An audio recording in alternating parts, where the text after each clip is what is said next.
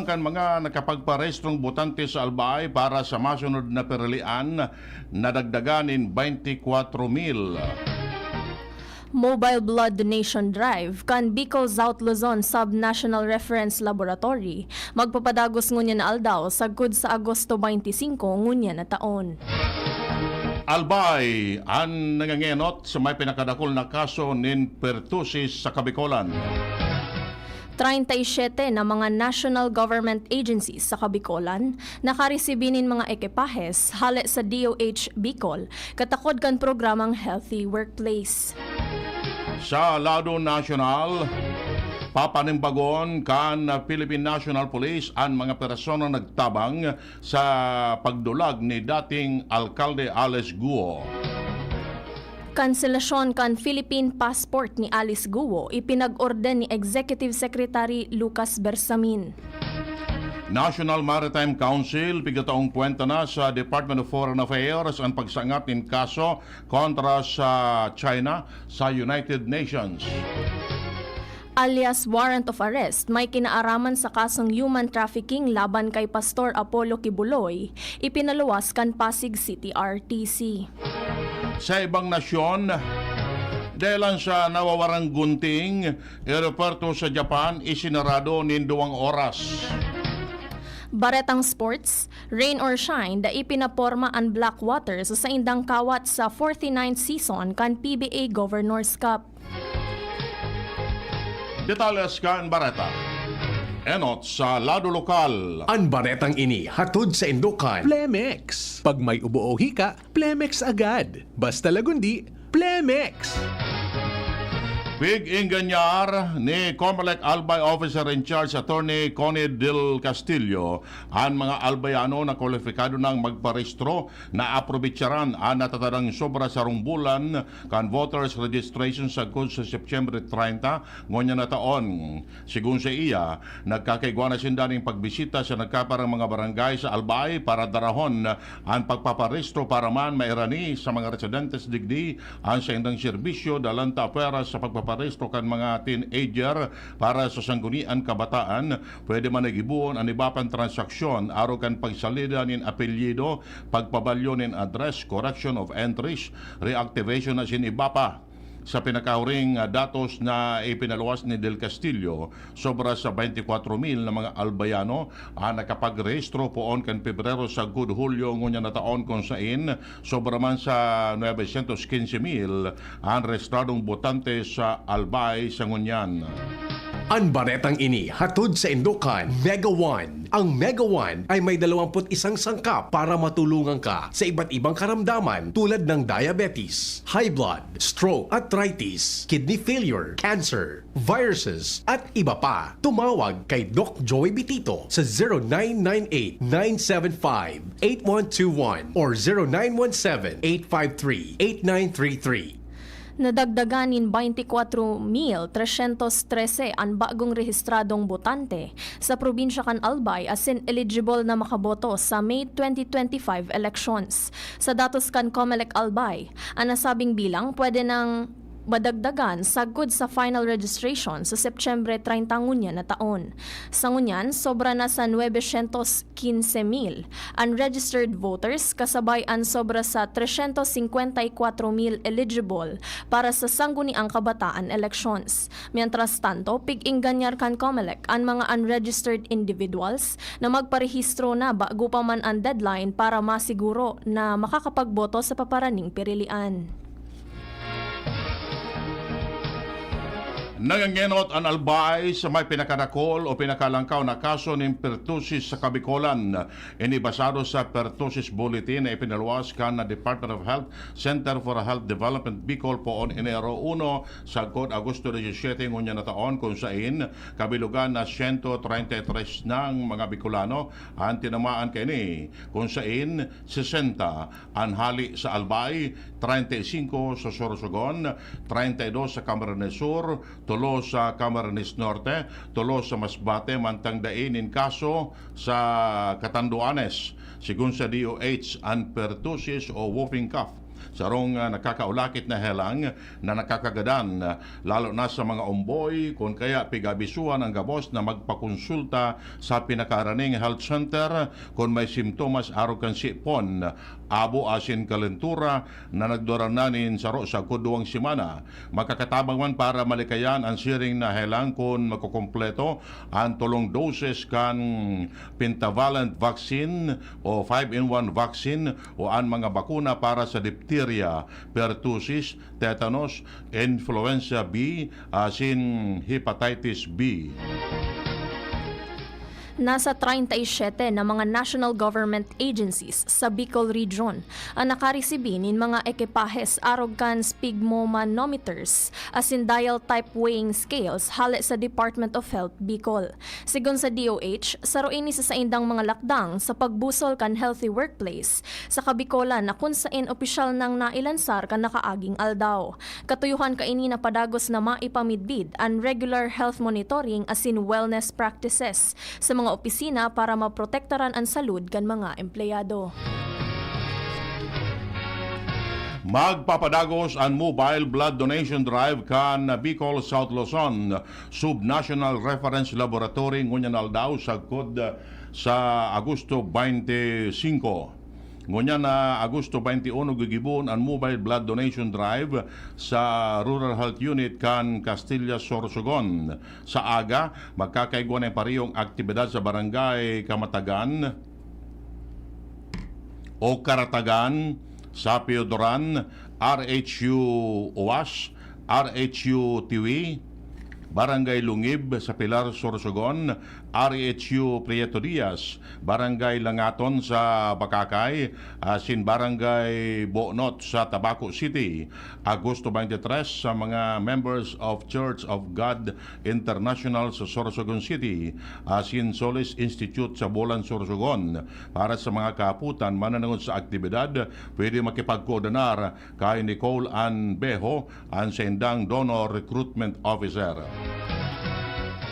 Padagos ang pagbusol kan gobyerno kan mga aktibidad para sa National Organic Agriculture Program o NOAP. Sa entrevista kan DCGB News kay NOAP Director Bernadette San Juan, nakatuyuhan kaini na maiprometer ang organic agriculture para ma-enhance ang soil fertility sa Pilipinas. Sinabi ni San Juan na sa paagi kaini, mababalik ang sustansya kan daga kung sain ang mga materyales na pigagamit yaon man sana sa palibot. Sinabi niya na sa paagi kaini pwedeng madagdagan ang bilang kan mga paraoma kung kaya maski ang mga hobines pig-inganyar na suportaran ang organic farming. Dagdag pa kan opisyal na parte man ini kan sa indang suporta sa government efforts para makabilog nin community-based farmers organization pag-abot kan panahon. Walang oras na brownout ang ma-eksperyensyahan sa aga sa nagkabarang parte kan Santo Domingo, Bakakay, Malilipot, asin Tabaco City pod alas 9 nin aga sagkod alas 5 nin hapon. Sa abisong ipinaluwas kan Alba Electric Cooperative, magkakaigwanin massive right-of-way line clearing asin replacement kan mga luma na insulator sa Santa Misericordia Feather 1 sagkod sa buhatan recloser coverage area. Sa Santo Domingo, apektado ang Barangay Buhatan, Alimsog, mientras na sa Bakakay, Barangay Tambungon, Bariw, Nahapunan, Sula, Mapulang Daga, Misibis, Mataas, Namantaw, Kagbulakaw, Manait, Kagraray, Kawayan, Taanagan, Kabasan, Pigkubuhan, asin iba pa. Mientras na sa Malilipot, apektado man ang Barangay Salvacion, San Antonio, asin sa Tabaco City, ang apektado iyan Barangay Angas, Hacienda, Rawi, Sagurong, asin Visita sa Isla San Miguel. Ikinaugmakan Philippine Fiber Industry Development Authority o PhilFIDA Bicol. Ang resulta kan pinakabagong survey na nagsasabing ang Pilipinas ang number 1 exporter kan abaka sa bilog na kinakban. Sigon kay PhilFIDA Bicol Director Mary Ann Molina na ang Pilipinas ang may 80% share sa global market. Bilang abaka capital of the Philippines, ang Catanduanes ang may 26% 86.6% share na pinakadakula sa bilog na nasyon, mantang 81.76% share naman sa bilog na rehiyong Bicol. Sa ibong kaini, aminado ang opisyal na magpuon kan taong 2020, nagkaigwanin pagluya sa pag-export kan abaka sa Catanduanes dahil sa halangkaw na shipping cost. Poon Enero sagkod Hunyo 2024, nagbabaan pulp manufacturing kan Bicol mantang daima naglangkaw ang presyo. Nagpatanid ang Bureau of Fisheries and Aquatic Resources o BFAR Bicol na maigpit na ipinagbabawal ang pagpabakal nin pating. Ang pahayag kan BFAR kasunod ka nagbutuang informasyon na alegadong may nagpabakal sa publiko nin pating sa Matnog Market sa Matnog Sorsogon. Pig-verify paman kan BFAR ang informasyon asin padagos na nakikipagkoordinar sa gobyerno lokal para masimbagan ang nasabing informasyon. Sinabi ni BFAR Bicol Regional Director Ariel Pioquinto sa paagi kan Convention on International Trade in Endangered Species of Wild Fauna and Flora, ipig-regulate asin pigmomonitor ang international trade kan shark species dalan sa padagos ng pagdiit kan populasyon kaini. Inisusugman sa Republic Act 10654 kung saan mas pinakusog ang pagtaon in protection sa mga mantaray asin pating. Ipigbabawal man ini mantang pigkukonsiderar na illegal, unreported asin uncontrolled fishing, partikular sa endangered o threatened species. Tinauanin komendasyon kan sangguni ang panlalawigan kan Albay ang albayanong athlete dahilan kan outstanding performance sa palarong pambansa na ginibo kan Hulyo 9 sagkod 16 ngunya na taon sa Cebu City. Sa paagi kan Provincial Resolution number 1309-2024 na may titulong Congratulating, Commending, and Providing Incentive to John Benedict Marfil Aguilar for winning the gold medal in lawn tennis at the Palarong Pambansa. Author kaini si 2nd District Board Member Vicente Baltasar III sa pagsasabing pigrekognisar kan sangguni ang panglalawigan ang achievements kan nasabing atleta na nagrepresentar kan Bicol Region. Si Aguilar, 17 anyos asin estudyante kan St. Agnes Academy, asin residente kan Barangay 3 Kamalig Albay, iyo ang nakasungkit nin bulawan na medalya sa lawn tennis secondary boys singles matapos daogon si Lexius Gabriel Cruz kan Region 3 sa score na 8-1 sa finals. Nakakuha man in silver medal sa secondary mixed doubles matapos daogon si Glidel Marie Guevara kan Iriga City. Apwera kaini pigbidbidban si Aguilar sa paagi nin Certificate of Special Awards bilang Best Player in Tennis secondary boys asin inapod na featured athlete sa ginibong kompetisyon sa palarong pambansa ngunya na taon. Yan ang primerong gabdang kan mga bareta. Ang iba pa pagkatapos kani. At ngayon, ang pinakabago, ang pinaka-epektibong food supplement na mabusising ginawa sa Amerika at matapos ang 3 taon, aprobado na ng FDA. Mega One, ang evolusyonaryong produkto na nagtataglay ng 21 natural na mga komposisyon na nakatutulong upang palakasin ang immune system at ang ating kalusugan. Para sa karagdagang impormasyon, Maaaring pumunta kay Doc Joey Bitito sa Barangay 18, Cabangan West, Legazpi City, kaharap lang ng Bangko Sentral ng Pilipinas. O tumawag sa 0998-975-8121 or 0917-853-8933 para sa free consultation sa natural medicine. bisitahin din ang aming Facebook pages, Mega One-Superfood at MHC Bayanihan Official. Mega One, evolusyon para sa kalusugan. Ano man ang atubangon ta, sigon si Shine, perming kaibahan ta. Servisyo niya na matean ta, Legazpi City feels so good. Ang sabador na malalaoman ta, sigon si Sunshine Imperial. Gapos sa sektor, tinatabangan niya, serbisyong Sunshine Imperial. Programang sanidad at pang salud, para sa gapos na Legazpenyo. Kung si Sunshine at your service pro, para sa gapos na Legazpenyo.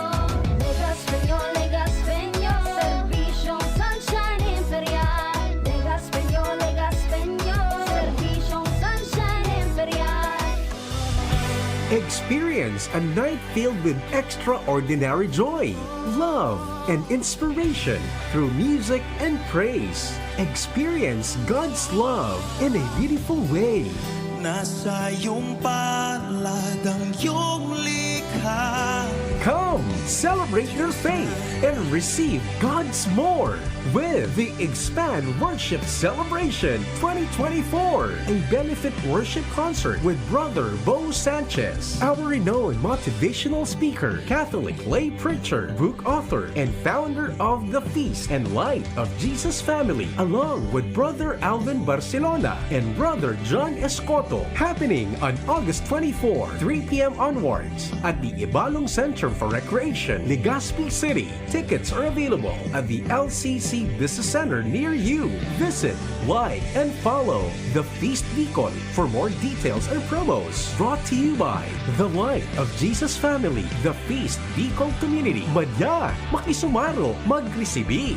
Be part of this bigger mission, and together, let's receive God's more. Hashtag Receive Expand Worship Concert 2024.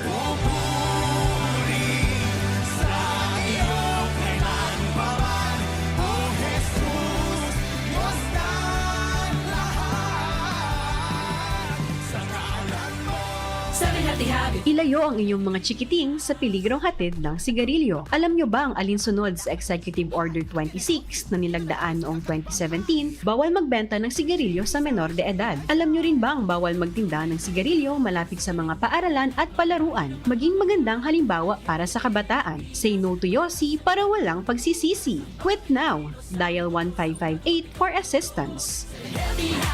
Isang paalala mula sa inyong DOH Bicol Center for Health Development.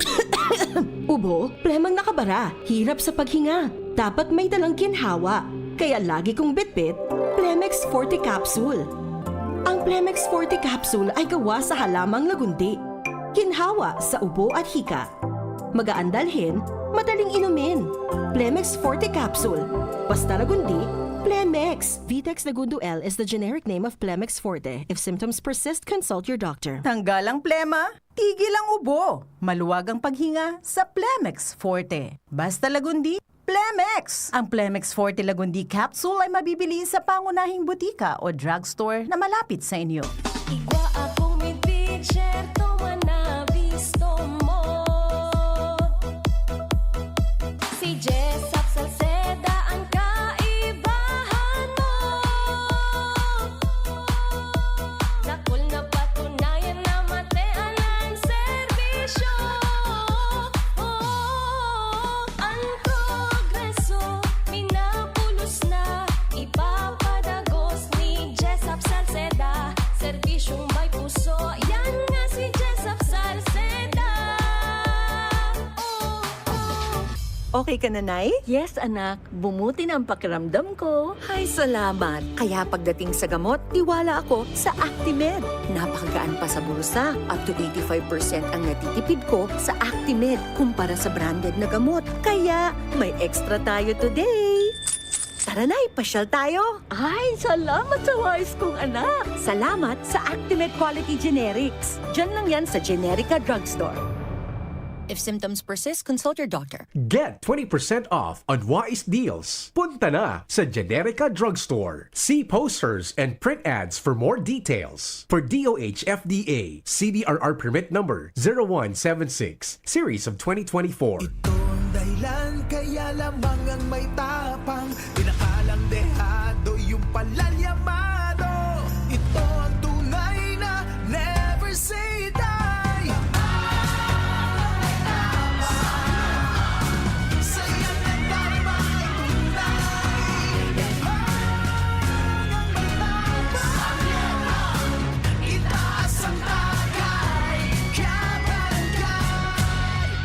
Responsibly. Ginebra San Miguel, lamang ang may tapang sa One Ginebra Nation. Kapag nagkakaedad na, mas importante ang proper lifestyle. Jogging tayo pa! Sige nak! Maliwanag ang benepisyo ng tamang pagkain at ehersisyo, kasama pa ang pag-inom ng Optin. May nutrients ng lutein, vitamin C, E at zinc. Parte na ng aking daily regimen. Ganda talaga ng view dito pa. Kitang-kita. Mahalagang paalala, ang Optin ay hindi gamot at hindi dapat gamitin panggamot sa anumang uri ng sakit. Labanan ang maagang panlalabo ng paningin sa tulong ng Optin. Kitang-kita ang kalusugan. Mabibili sa mga leading drugstores nationwide. Adrian Salceda, Adrian Salceda.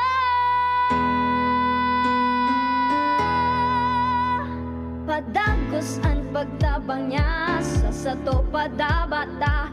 Yan sa tong alkalde sa banwaanin po lang taon-taon kada ko lang mga naginibuhan niya. Idolo padabata si Adrian Salceda. Tunay na aki kan tercer distrito. Nonoy kap Adrian sa tuyang idolo. Adrian Salceda, padabat siya kan masa. Alcalde kan po lagi, mayor nonoy kap ikana. Adrian Salceda, pag-asenso na matita. Banuan kan po lagi, kay mayor nonoy kap. DCGB Barreta alas 7. Barreta alas 7.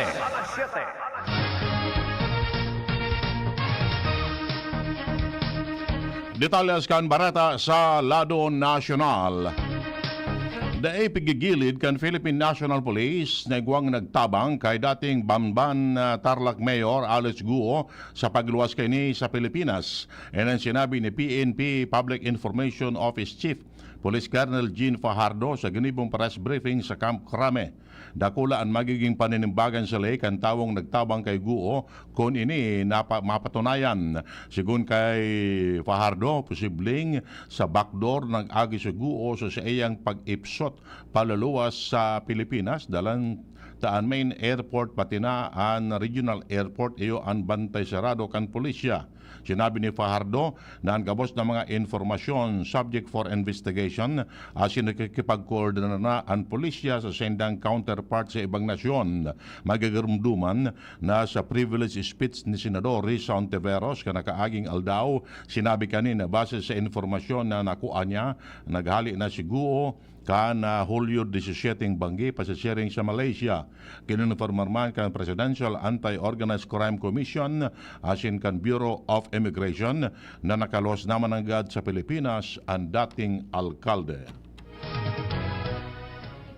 Denan ni Executive Secretary Lucas Bersamin kasuhapon ang pagkanselar kan Philippine passport ni dismissed Bamban Tarlac Mayor Alice Guo.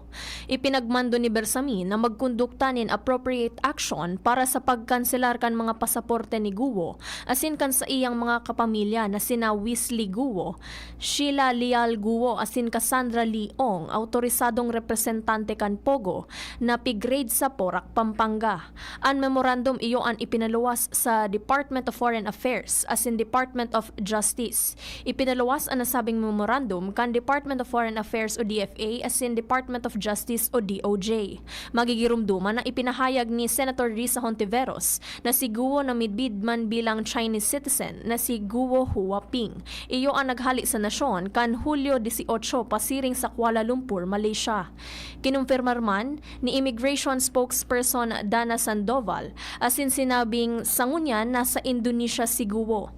Sinabi ni Bersamin na si Guo ang subject kan Senate arrest order dahil sa paurotrong pagpalyar kaining mag-atender sa Senate inquiry sa mga illegal na aktibidad kan Pogo.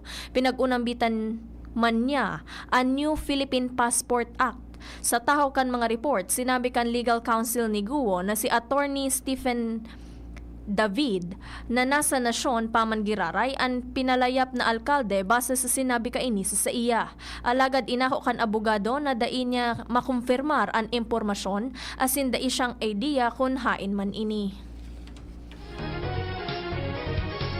Mientras tanto, naghanda ang abogadong nagnotaryo kan sinumpaan affidavit ni dating Bamban na Tarlac Mayor Alex Guho na panindugan ang mga nainot niyang pahayag na nakaampang niya ini. Suway sa pagsasabi ka nagkaparang senador na nakalawas na ang dating alkalde sa Pilipinas.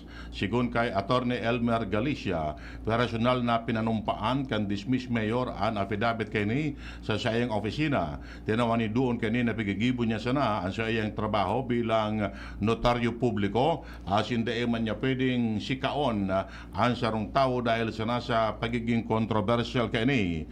Dahil man nagtaon ni ibang komento na abogado may kinaraman sa mga nagsasabing nakaluwas na sa Pilipinas ang dating alkalde dahil may kanya-kanya sindang pigkakaputan na basehan. Posibleng ipaapod si Galicia sa nagkaparang pagdangog kan Kamara de Representantes at Senado para magtaonin informasyon may kinaraman sa mga dokumentong pignotaryohan kan kampo ni dating alkalde Alex Guo. Ipinaluwas na kan Pasig City Regional Trial Court an alias warrant of arrest kontra kay Pastor Apollo Kibuloy may kinaaraman sa kaso kaining human trafficking. Ini ang kinumpirmar ni Davao Police Regional Director Nicolas Torre III. An alias warrant of arrest pigpapaluwas kan dai na ipautob ang original na warrant na dahil dai makuha ang suspect. Sa paagi kaini sa giraray na pigtataawanin pagkakataon ang mga otoridad na dakupon ang akusado arog sa kaso ni Kibuloy. Pigtataong kwenta na ka National Maritime Council sa Department of Foreign Affairs ang posibilidad na isakat sa masalangkaw na level ang pagsumiter ng reklamo kontra sa China. May kinaraman sa insidente kan Agosto 19 sa Escoda Shoal. Sigun kay NMC spokesperson, retiradong Vice Admiral Alexander Lopez na seryosong pig-aadalan kan DFA ang nasabing asunto. Sinabi man ni Presidential Assistant to Maritime Concern, Secretary Andres Centino na posibleng sa arinman na United Nations body isangat ang kaso kontra sa China. Ini sa rason kaya nagdagdag ang NMC ng tulong miyembro para kaibana na ang Solicitor General, National Security Advisor as si National Intelligence and Coordinating Agency na dating daikaibanan sa komposisyon kan konseho. Alagad, sinabi ni Lopez na posible man ay konsiderar kan DFA na isulong ang pagpapaiwas sa nainot ng provisional understanding sa China may kinaraman sa rotation as in resupply mission kini sa Ayungin Shoal as in ipautob man ang iba pang maritime area o kaya sa bilog na area kan exclusive economic zone kan Pilipinas. Magigirumduman na pinirmahan kan Pilipinas as in China ang provisional o preliminary understanding para sa rotation and resupply mission sa Ayungin Shoal. Alagad dahil pighuna na wala mapalan ining efekto sa iba pang parte kan karagatan na sakop kan West Philippine Sea kaya nangyari ang insidente sa Escoda Shoal. Piglatag kan mga kapamilya kan dipuntong si Senator Benigno Ninoy Aquino ang nagkapirang programa sa pagirumdom kan ika-41 taon kan Ninoy Aquino Day. Sinabi ni dating Secretary Bam Aquino, ang pamangkin kan dating senador, na maski ibinalyo kan administrasyon ni Presidente Ferdinand Marcos Jr. ang obserbasyon kaini sa aldaw nin Biyernes, may mga programa pa man giraray sindang gigibuhon. Kadaklan sa mga programang gigibuhon sa Concepcion Tarlac, ang lugar kung saan nag-istar ang dating senador.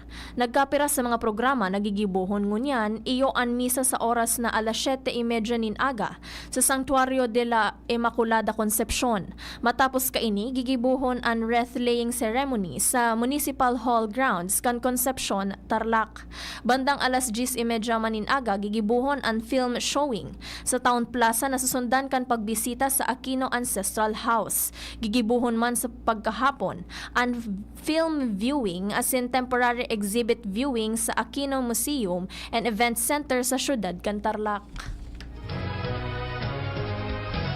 Baratahali sa ibang nasyon, napendyente ang mga pasaheros asin kinansilarman ang mga flight sa sarong aeroporto sa Japan kada kaagil daw matapos mawaranin gunting ang sarong tsindahan na ranay sa boarding gate.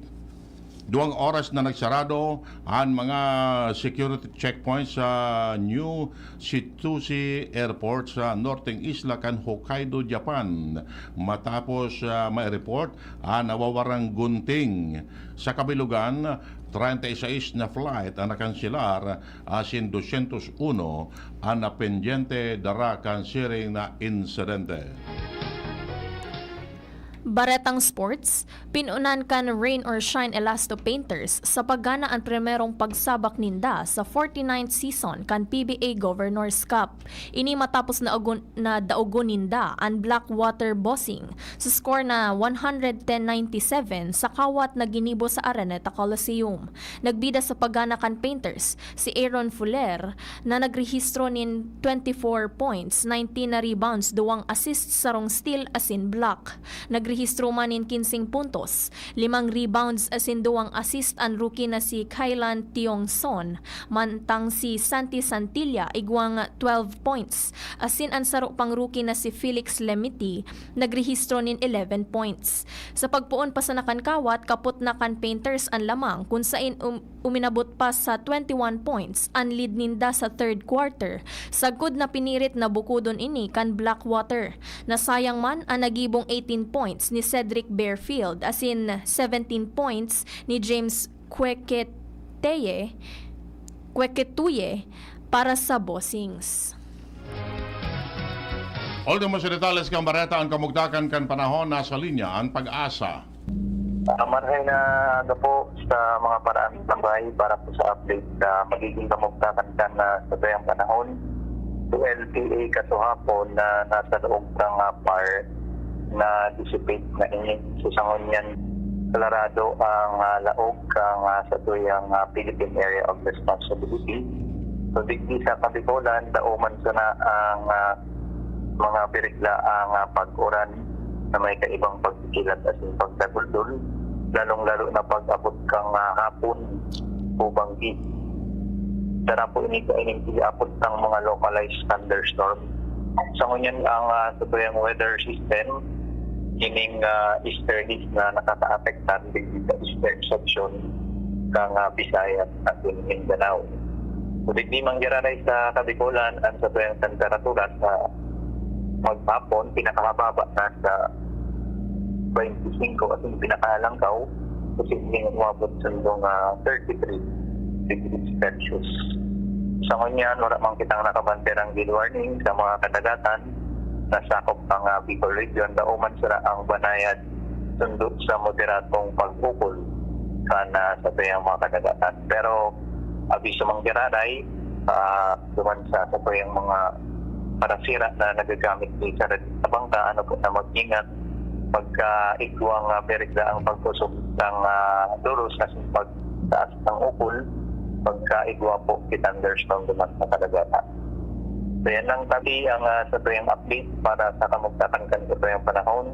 Alit po digdi sa Pag-asa DOS Legazpi. Kayo mo po sa liwat magay na aga.